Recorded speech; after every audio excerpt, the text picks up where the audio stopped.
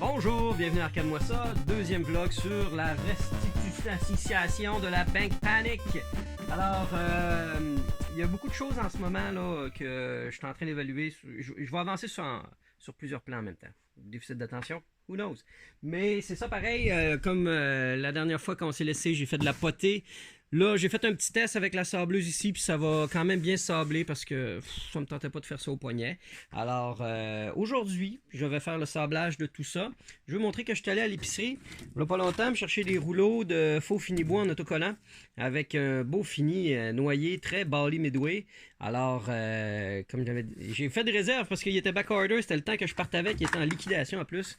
Alors, ça va faire le fini bois Western Saloon qu'on veut aller chercher.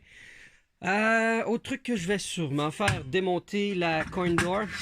En fait, tout ce qui est en surface pour pouvoir la repeindre. Même chose pour le panneau de contrôle. Tout démonter ça, tout décaper pour que ça soit prêt à recevoir le prochain art. J'ai commencé à travailler sur le visuel en ce moment sur mon ordi pour me rendre compte que le fichier original, parce qu'il implique que les boutons sont dans le haut ici. Alors, je vais avoir à faire de l'adaptation pour mettre le artwork original parce que, en défaisant le truc, j'ai pu voir ici que ça confirme que ça, là, ici, ce visuel-là, c'est le visuel du kit bootleg de la Bank Panic.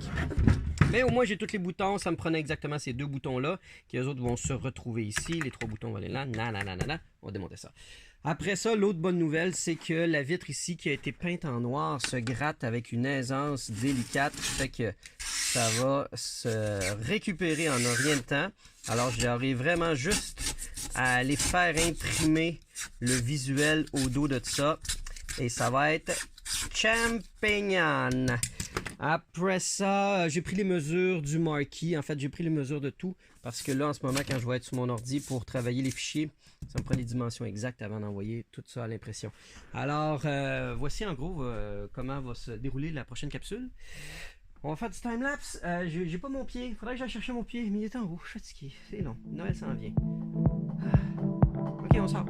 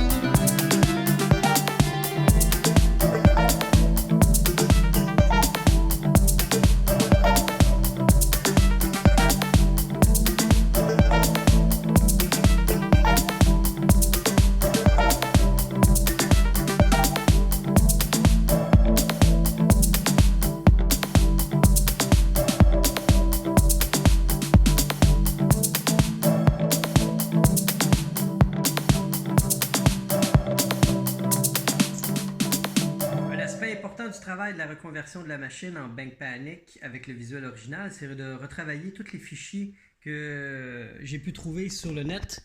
Parce que les fichiers que j'ai trouvés, il y en a quand même pas mal, mais aucun n'était utilisable tel quel. Alors j'ai dû revoir les 4 fichiers que j'ai réussi à trouver sur le net. Le premier étant, commençons avec le bezel. Alors, le fichier que j'avais pour le bezel, c'est ça. Il a fallu, entre autres, que j'y fasse une rotation, que je retire le blanc et que je réajuste et rebalance les couleurs parce que c'était quand même assez sombre, si vous pouvez, comme vous pouvez le remarquer, là, comme visuel. Alors, ça l'a donné ça.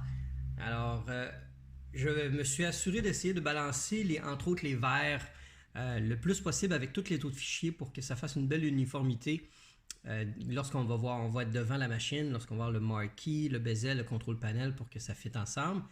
Alors, le panneau de contrôle, le fichier que j'avais, que j'ai réussi à trouver sur le net, c'est celui-ci, qui a été carrément scanné sûrement d'un overlay NOS. Alors, on voit la texture, on voit le grain, en fin de compte, du papier d'impression original. Alors, c'est vraiment pas un fichier informatique, c'est carrément un scan. Et on voit que le scan a été fait en 4 parties. Et on peut voir la jonction de ces 4 parties ici, là. Alors, j'ai, entre autres, bon, j'ai croppé la zone d'en haut et d'en bas. J'ai essayé de réajuster le mieux possible les couleurs. Alors, si j'alterne avec le bezel, le contrôle panel, mais c'est pas évident parce que, comme je viens de le mentionner, il y a quand même 4 sections. J'ai essayé de diminuer le plus possible le merge. Je pourrais peut-être même le retravailler un petit peu, mais c'est pas évident. En plus, voyez-vous, il y a un certain décalage d'à peu près 2 pixels à certains endroits.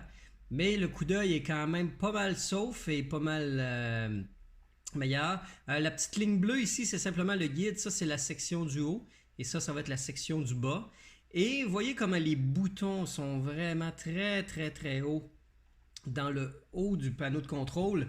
Ce qui sera passablement un problème lorsque je vais devoir m'attaquer à celui-ci parce que regardez la disposition, comment elle ne concorde pas avec celle originale. Entre autres, les boutons Player 1 et tout sont là. Alors, les 3 boutons devront être très collés l'un sur l'autre. Mais le problème, entre autres, c'est qu'à l'origine, ces panneaux de contrôle-là, comme Pac-Man, ça c'est un panneau de contrôle de Rally X, je le rappelle, il y avait les petites pins comme ça qui, elles, venaient s'imbriquer dans des petits loquets de métal sur le bord du support d'écran. Alors, je vais devoir m'en débarrasser si je veux être capable de mettre les 3 boutons côte à côte. Et ceux-là vont devoir être déplacés sur le côté ici. Ah, ça sera pas évident. Ça va être pas mal de travail. Pas autant que... En tout cas, j'espère moins que ceux-là de Joust. Mais ça sera vraiment pas facile de retravailler le visuel avec le design original. Je m'étais dit, qu'est-ce que je fais? Est-ce que je remplis en fin de compte la zone ici de visuel, puis après ça, je mets les boutons ici ou les portes, mais je sais pas. En tout cas, j'ai pas encore envoyé les documents à l'impression, mais très fort probablement que ça va rester exactement comme ça. Après ça, pour être capable de faire le side art, tout ce que j'avais comme plus haute résolution, c'était le Flyers, qui est pas si mal, mais quand même pas génial. Alors en plus, il y a des effets de compression dessus. En compression numérique, les rouges souffrent souvent, en fin de compte, d'être convertis en JPEG. Là, on ne le voit pas. Là, Photoshop il apporte sa trame là, quand on diminue. Là, mais si vous regardez ici, là, ça fait beaucoup d'artefacts, surtout des endroits où il y a du rouge qui est à se débarrasser. Alors, j'ai essayé de retravailler ça le mieux possible et entre autres, tout découper au complet la zone parce qu'on va utiliser uniquement la pastille ovale qui va être collée sur le faux fini bois. Et finalement, je pourrais encore retravailler un peu mes rouges, là, mais ouais, je vais peut-être le faire, là. Je vais le faire rapidement, là, parce que je me rends compte que je l'ai fait finalement sur le marquee, mais pas sur le côté. Fait que je vais au moins retravailler le plus possible la compression ici, parce que c'est pas mal la plus dégueu qui perdure en ce moment, là. Même chose un peu, mais c'est parce que là, quand je commence à faire ça, là, faut pratiquement que je le fasse à grandeur, puis ça rallonge énormément la durée de visuel et je dois avouer que j'ai vraiment passé beaucoup de temps jusqu'à maintenant à tout refaire ça. Parce qu'entre autres, une chose que j'ai refaite sur ce visuel-là, j'ai refait tous les signes de dollars pour qu'on puisse bien les voir. Après ça, tout ce qui était couleur en aplat, ça a été repeint aussi. Là. Alors, au moins, tout ce qui est couleur en aplat, ça implique le beige ici, ça implique le vert foncé, a été refait en aplat. Évidemment, j'ai refait tous les signes de dollars ici, après ça, le rouge, le jaune. Il manque vraiment juste là, les petits détails, les endroits où il y a plus de textures là, qui n'ont pas été retravaillés. Mais l'outil de Photoshop d'agrandissement d'image, il est vraiment beaucoup mieux qu'avant. Alors, il réussit à très bien préserver les lignes maintenant.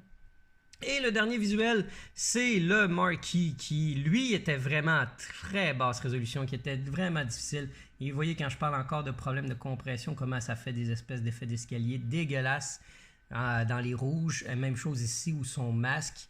Alors, vous voyez aussi les signes de dollars. C'était vraiment pas top. Après ça, le logo Bally Midway non plus. Même chose non plus avec, s'il vous plaît, avec le logo Sega qui est quand même assez compressé ici.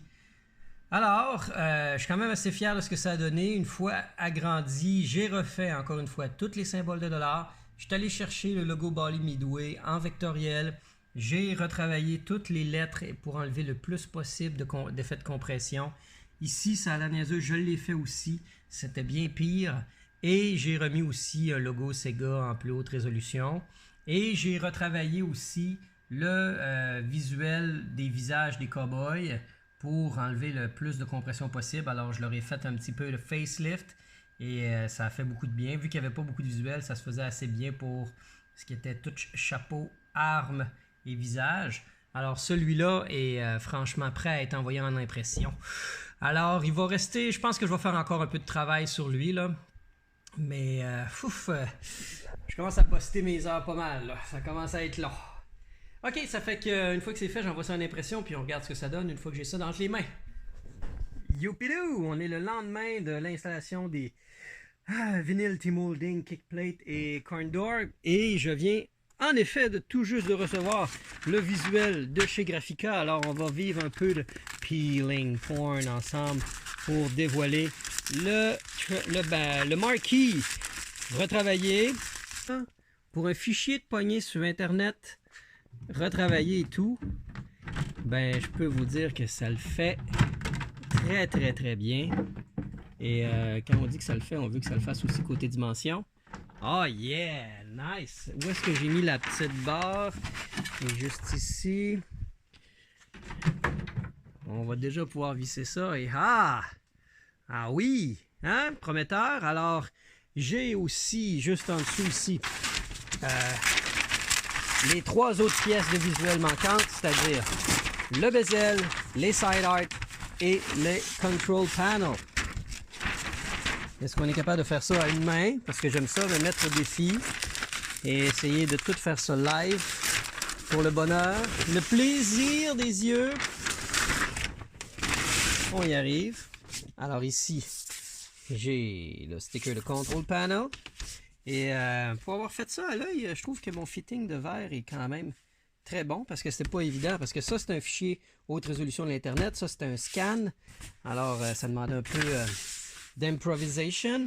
Et ça, c'est les side art que je vais découper à l'exacto et venir coller juste ici. Allez, on se retrouve quand c'est fait. Ah yes! Ça commence à avoir un peu plus de gueule avec les stickers. Très content. Il a fallu que je fasse un peu de fitting ici pour l'écran. Il a fallu que je le déplace un peu vers le haut parce que le carton que j'avais était fait pour une Bank Panic originale et j'avais mal pris ma mesure. Alors il a fallu que je déplace l'écran d'1 pouce vers le haut pour que ça fitte bien. Petite adaptation de dernière minute. Mais sinon, somme toute, tout s'est bien passé et on va l'admirer un petit peu. Bref, on est rendu à passer en haut parce que je suis rendu à installer le sticker du control panel. Donc le gros de la job, c'est sticker panel et le châssis de l'écran. Donc on se rejoint